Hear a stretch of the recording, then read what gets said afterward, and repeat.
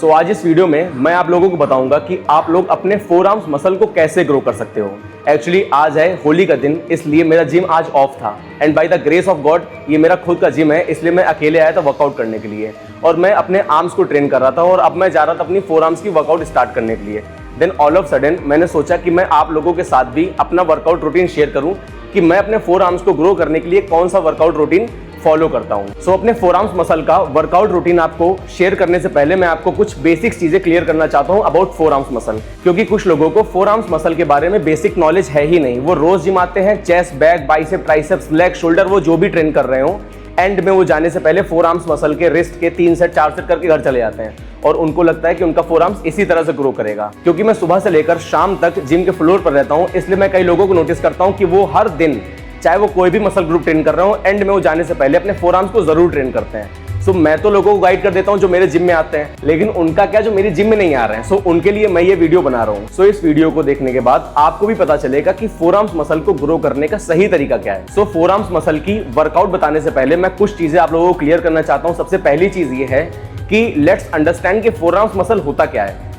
ये है हमारा रिस्ट, ये रिस्ट जॉइंट होता है और ये है हमारा एल्बो। सो ये रिस्ट और एल्बो के जो बीच का ये मसल है, this is your forearms muscle. So basically हमको इस मसल को ग्रो करना है, लेकिन कुछ लोग क्या करते हैं कि वो अपने रिस्ट मसल इसको बड़ा करना चाहते हैं, इसको ग्रो करना चाहते हैं। सो एक बैड न्यूज ये है कि आपकी रिस्ट जेनेटिकली जितनी बड़ी है वो उतनी ही बड़ी रहेगी, क्योंकि यहाँ पर ये जो जॉइंट है रिस्ट का, इसके ऊपर मसल नहीं चढ़ता है, इसलिए आपके जो जॉइंट्स, जो रिस्ट का साइज है वो उतना ही रहेगा। ये है बैड न्यूज। अब गुड न्यूज क्या है? गुड न्यूज ये है कि इसके नीचे का जो मसल है, ये जो एरिया है, इसको आप ग्रो कर सकते हो। ये आपके हाथ में है ग्रो करना, बट रिस्ट ग्रो करना आपके हाथ में ही नहीं है। सो आई होप अब आपको पता चला होगा कि रिस्ट मसल बड़ा हो ही नहीं सकता है, तो इसके पीछे दिमाग लगाना छोड़ दो, इसको छोड़कर इस पर फोकस करो। क्योंकि मेरी जिम में कई लड़के मेरे से पूछते हैं, भैया मेरा रिस्ट बहुत पतला है, मेरा जॉइंट बहुत पतला है। तो मेरा भी बहुत पतला है रिस्ट, मेरा भी रिस्ट बहुत कोई चौड़ा नहीं, बहुत पतला है, बट रिस्ट पतला होने का बहुत बेनिफिट है। इवन आप ब्लेस्ड होकर आपके जॉइंट्स, आपके रिस्ट पतली है, क्योंकि जब आपकी रिस्ट पतली होगी तो एक इल्यूजन क्रिएट होगा एक बड़े फोर आर्म्स का। सपोज मेरा रिस्ट का साइज इतना है, तो अब इसके कंपैरिजन आप इसको जो है देखोगे, ठीक है, आप इसको कंपेयर करोगे इससे, तो ये मसल, मेरा फोर आर्म्स मसल बड़ा दिखेगा। बट सपोज अगर मैं हाथ अपना ऐसे कर दूं, ऐसे करने से क्या होगा, अब मेरा फोर आर्म छोटा लग रहा होगा। उसके पीछे रीजन ये, क्योंकि अब जो कंपैरिजन है, कंपैरिजन आप इससे मेरा इससे कर रहे हो, ये चौड़ा लग रहा है और ये भी थोड़ा सा ज्यादा चौड़ा लग रहा है, इसलिए अब मेरा मसल छोटा लग रहा है। बट जैसे ही मैं इसको ऐसे घुमाता हूं, मतलब रिस्ट मेरी पतली, अब फिर से आप यहां से इसको कंपेयर कर रहे हो, तो फिर से मेरा फोर आर्म्स मसल जो है बड़ा आपको दिख रहा है। सो रिस्ट पतली होने, जॉइंट्स पतला होना एक अच्छी चीज है। आपको फोकस करना है कि आपका ये मसल, ये एरिया कैसे ग्रो करे, क्योंकि जब ये मसल ग्रो करेगा, ये एरिया ग्रो करेगा, तो आपकी रिस्ट पतली है या चौड़ी, उससे फर्क ही नहीं पड़ेगा। सो पहली चीज तो मैंने आपको ये क्लियर करी है कि आपका जो फोर आर्म्स मसल है ये आप ग्रो कर सकते हो, ये रिस्ट, ये जॉइंट आप ग्रो नहीं कर सकते हो। अब जो दूसरी चीज मैं आप लोगों के साथ में शेयर करने जा रहा हूं, वो फोर आर्म्स मसल के फंक्शन है। एक्चुअली बेसिक चीजें समझो कि आपका जो फोर आर्म्स मसल है, जो रिस्ट है, ये मूवमेंट, ये मूव कैसे करती है, क्योंकि जब आप किसी भी मसल का मूवमेंट समझोगे तब आपको पता चलेगा कि वो ग्रो कैसे होगा। सो जो हमारा रिस्ट है, ये फोर आर्म्स मसल है, इसमें बेसिकली 2 तरह के मूवमेंट हम लोग ज्यादा करते हैं। एक मूवमेंट क्या, ऐसे मुट्ठी बंद करना। सो मुट्ठी बंद करने को बोलते हैं फ्लेक्शन। क्यों? अब यहाँ समझिए, मेरा हाथ ये सीधा है, ठीक है, अब मैं क्या कर रहा हूँ, अपने रिस्ट को ऐसे बेंड कर रहा हूँ अंदर की तरफ। सो ये क्या कर रहा हूँ, मैं फ्लेक्स कर रहा हूँ। कोई भी चीज ऐसे पुल करेंगे तो ऐसे फ्लेक्शन होगी, रिस्ट अंदर करने मतलब फ्लेक्शन, इस मूवमेंट को बोलते हैं फ्लेक्शन, ठीक है। अब दूसरा मूवमेंट क्या होता है? दूसरा मूवमेंट होता है ऐसे करना, ठीक है, मतलब रिस्ट को ऐसे ऊपर, पाम को अपने ऊपर की तरफ करना। तो जब हम लोग पाम को अपने ऊपर तरफ लिफ्ट करेंगे, इसको बोलते हैं एक्सटेंशन। सो अब आपको समझ में आया कि ये फ्लेक्शन और एक्सटेंशन, ये 2 जो मूवमेंट है, इन्हीं 2 मूवमेंट में आपको अपने फोर आर्म्स मसल को ट्रेन करना है। एक एक्सरसाइज आप फ्लेक्शन की करोगे, उसको सुपर सेट करोगे एक्सटेंशन के साथ में। एक्चुअली लोग गलती ये करते हैं कि फोर आर्म्स मसल को वो एक ही मूवमेंट, मतलब ऐसे फ्लेक्शन मूवमेंट में वो ट्रेन करते हैं, तो उनका ये जो एरिया है फोर आर्म्स का, ये तो ग्रो करता है, लेकिन ये जो अपर एरिया है, ये जो ब्रैकियोरेडियलिस वाला एरिया है, इसको बोलते हैं ब्रैकियोरेडियलिस, ये उनका ग्रो नहीं हो पाता है। और उसके पीछे मेजर रीजन ये है कि वो अपने एक्सटेंशन का मूवमेंट या तो कम करते हैं या फिर वो सही तरीके से नहीं करते हैं। सो अब मैं आपको बताऊंगा वो कौन सी 4 ऐसी एक्सरसाइजेस हैं जिनको मैं अपने रूटीन में ऐड करता हूं ताकि मेरे फोर आर्म्स मसल बड़े दिखें। और एक और बहुत इंपॉर्टेंट सवाल है जो मेरे से जिम में कई लड़के पूछते हैं, और वो ये है कि भैया मेरे फोर आर्म्स की नसें, मतलब वेन्स कैसे पॉप करेंगी। क्योंकि कुछ लोगों को आपने देखा होगा उनके फोर आर्म्स पर, उनके बाइसेप्स पर, इवन उनके शोल्डर और एब्स पर काफी ज्यादा वेन्स पॉप करती हैं। But same variation same workout वो भी कर रहे होते हैं और सेम वेरिएशन सेम वर्कआउट आप भी कर रहे होते हैं। उनकी इंटेंसिटी आप भी मैच कर रहे होते हैं, स्टिल उनकी वेन्स बहुत पॉप करती हैं बट आपकी वेन्स नहीं आती हैं। सो मैं आपको क्लियर करना चाहता हूं कि वेन्स जो आपकी पॉप नहीं कर रही हैं या फिर कर रही हैं, उसके पीछे दो मेजर रीजन होते हैं। पहला reason high body fat percentage, जैसे सपोज अभी फिलहाल के लिए मैं गेनिंग पर हूं, लीन बल्क कर रहा हूं, इसलिए मेरा बॉडी फैट परसेंटेज थोड़ा बढ़ गया है, इसलिए मेरी भी इतनी वेन्स जो है पॉप नहीं कर रही हैं। और दूसरा रीजन है कि जेनेटिक्स, कुछ लोग जेनेटिकली उनकी वेन्स जो है उनका साइज थोड़ा बड़ा होता है दूसरों के कंपैरिजन में, इसलिए उनकी बड़ी बड़ी वेन्स शो करती हैं। सो पहला रीजन तो ये है कि अगर आपकी बॉडी का फैट परसेंटेज काफी ज्यादा हाई है तो आपकी वेन्स इतना पॉप नहीं करेंगी। फर्स्टली तो आपको अपना बॉडी फैट परसेंटेज कम करना पड़ेगा, क्योंकि बिना बॉडी फैट परसेंटेज को कम किए आप कितने भी वेरिएशंस कर लो, कितनी भी एक्सरसाइजेस ट्राई कर लो, आपकी फोर आर्म्स में वेन्स नहीं पॉप करेंगी। So I hope forearms muscle से रिलेटेड आपके सभी प्रश्नों के उत्तर आपको मिल गए होंगे। और अब मैं आपके साथ में शेयर करूंगा कि मेरा वर्कआउट रूटीन कैसे होता है जो मेरी हेल्प करता है मेरे फोर आर्म्स मसल को ग्रो करने में। Let's start. तो जैसे मैंने अभी आपको इस वीडियो में बताया था कि जो फोर आर्म्स मसल है, हमारा रिस्ट मसल है, इसके दो मेजर मूवमेंट्स हैं। पहला क्या है? पहला है फ्लेक्शन और दूसरा है एक्सटेंशन। तो जो मेरी वर्कआउट रूटीन होती है वो इन दोनों का सुपर सेट्स होता है। और मैं अपने फोर आर्म्स मसल को सुपर सेट में क्यों ट्रेन करता हूं, उसके पीछे दो बड़े रीजन है। पहला रीजन ये है कि मेरा टाइम बहुत बच जाता है और दूसरा रीजन ये है कि इंटेंसिटी बढ़ जाती है, क्योंकि अगर मैं एक एक करके 4 अलग अलग एक्सरसाइजेस को करूंगा फोर आर्म्स के, जिसके मैं 3-3 सेट भी लूंगा, फिर भी मुझे 20 से 30 मिनट लग जाएंगे सिर्फ फोर आर्म्स वर्कआउट को कंप्लीट करने के लिए। सो इसलिए मैं क्या करता हूं कि मैं 2 अलग एक्सरसाइजेस का सुपर सेट्स बना लेता हूं और इससे ये होता है कि मेरी वर्कआउट की इंटेंसिटी भी बढ़ जाती है, एट द सेम टाइम मेरा जो वर्कआउट है वो कम टाइम पे कंप्लीट हो जाता है फोर आर्म्स का। सो जो पहला सुपर सेट मैं परफॉर्म करता हूं अपने फोर आर्म्स को ग्रो करने के लिए, उसके लिए मुझे रिक्वायरमेंट होती है स्मिथ मशीन की, जिसमें मैं 5 kg या फिर 10 kg ईच साइड वेट डालता हूं और उसके साथ में एक फिक्स बार की।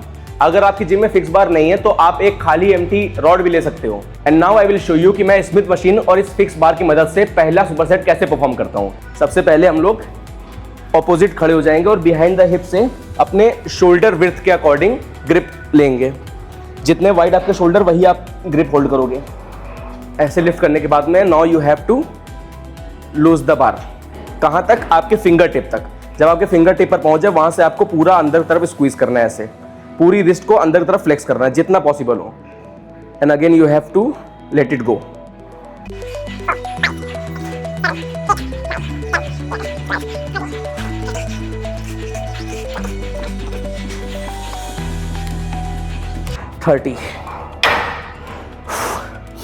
और तुरंत इसको परफॉर्म करने के बाद में बिना बीच में टाइम वेस्ट किए इमीडिएट आपको बार को लेकर रिस्ट एक्सटेंशन परफॉर्म करना है। And one more thing, wrist extension में भी आपको उतना ही वेट सिलेक्ट करना है जिसमें आप फुल रेंज ऑफ मोशन, मतलब पूरे नीचे से लेकर पूरा ऊपर तक जितना एक्सटेंड कर पाओ रिस्ट को, फुल रेंज ऑफ मोशन में आप परफॉर्म कर पाओ, उतना ही वेट आपको सिलेक्ट करना है।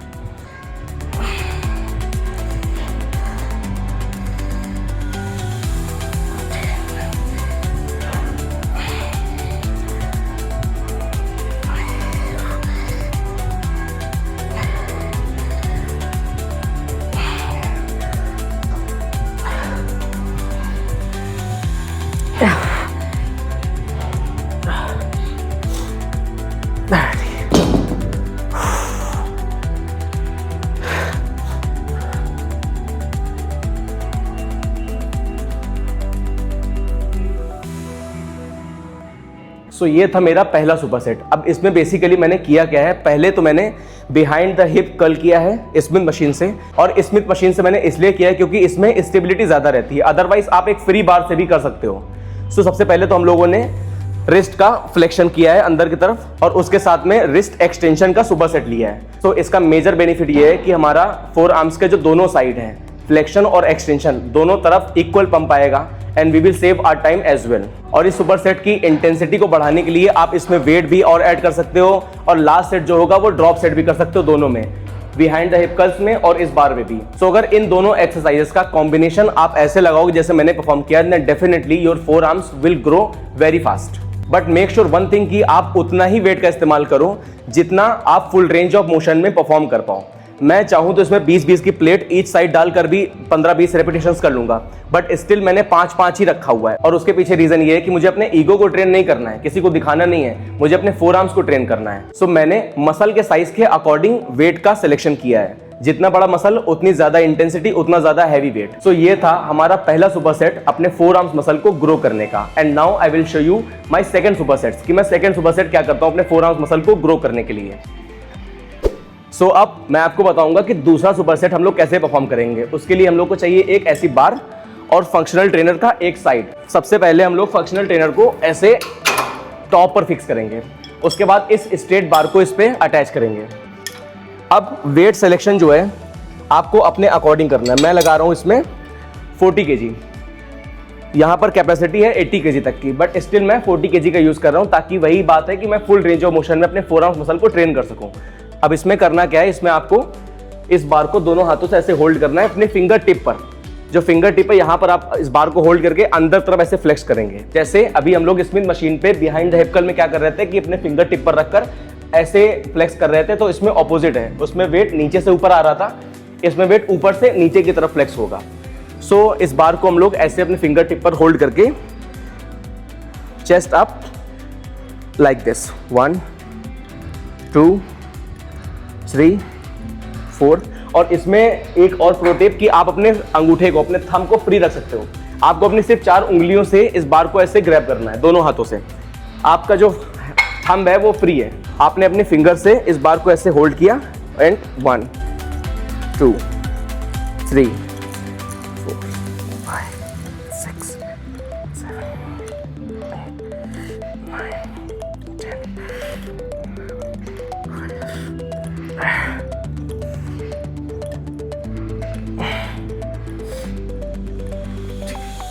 8 9 10 20 रेपिटेशन परफॉर्म करने के बाद में तुरंत हम लोग केबल क्रॉस को एकदम बॉटम पे सेट करेंगे। और बॉटम पे सेट करने के बाद में मैं इसमें वेट थोड़ा कम कर देता हूं। और अब क्या करना है, अब इस बार को उल्टा अपोजिट पकड़ना है, ओवरहैंड ग्रिप पकड़ के आप रिवर्स कर्ल करेंगे।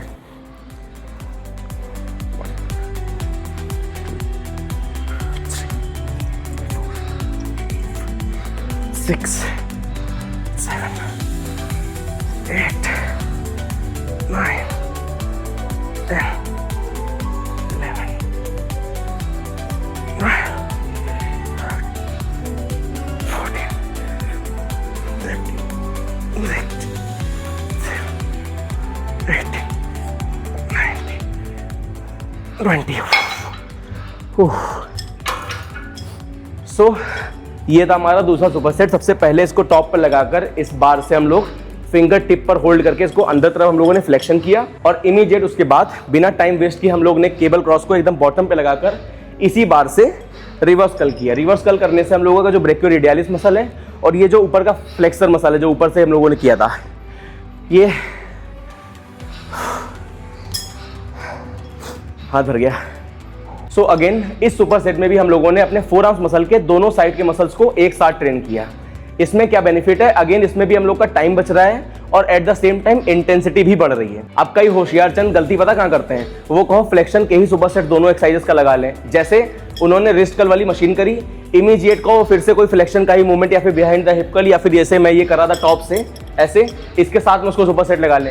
उससे नुकसान कुछ नहीं, बस एक माइनस पॉइंट ये है कि आप अपने मसल को दोनों साइड से एक टाइम पर नहीं ट्रेन करोगे और आप दोनों एक्सरसाइजेस सेम मसल ग्रुप के लगाओगे तो वो ऑलरेडी पहली एक्सरसाइज में थक चुका है, फिर दूसरी एक्सरसाइज में आप अपना 100% नहीं दे पाओगे। बट मैं क्या कर रहा हूं, मैं एक ही सुपर सेट में दोनों साइड से अपने फोरआर्म मसल को ट्रेन करने की कोशिश कर रहा हूं।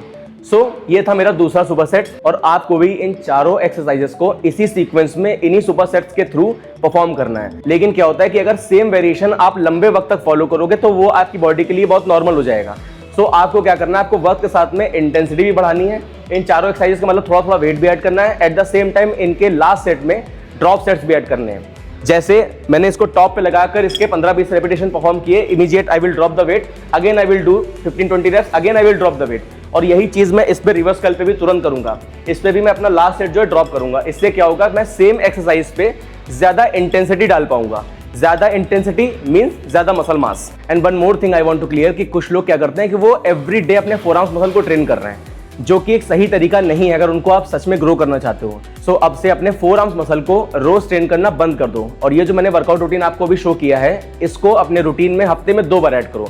क्योंकि आपका कोई भी मसल ग्रुप हो, वो फोर आर्म्स हो, वो चेस्ट, शोल्डर, लेग्स, कोई भी मसल ग्रुप हो, वो ट्रेनिंग से ग्रो नहीं करता है, वो रिकवरी से ग्रो करता है। अगर आप सेम मसल ग्रुप को रोज ट्रेन कर रहे हो और नेक्स्ट डे 24 घंटे के अंदर दोबारा से उस मसल ग्रुप को ट्रेन कर रहे हो, जबकि वो अच्छे से रिकवर भी नहीं किया है, तो वो ग्रो कैसे करेगा। और इसलिए आपको अपने वर्कआउट की इंटेंसिटी पर फोकस करना है, फ्रीक्वेंसी पर नहीं। कितने बार आप वीक में ट्रेन कर रहे हो उससे ज्यादा इंपॉर्टेंट है कि कितना इंटेंस आप उस मसल को ट्रेन कर रहे हो। So it was all about for this video, and happy Holi to everyone, and make sure if you like this kind of content then you have to like this video and subscribe my channel। और आप इस workout routine को जरूर अपने schedule में add करो and let me know in the comment box does it help you or not। Look at my forearms। Thank you everyone।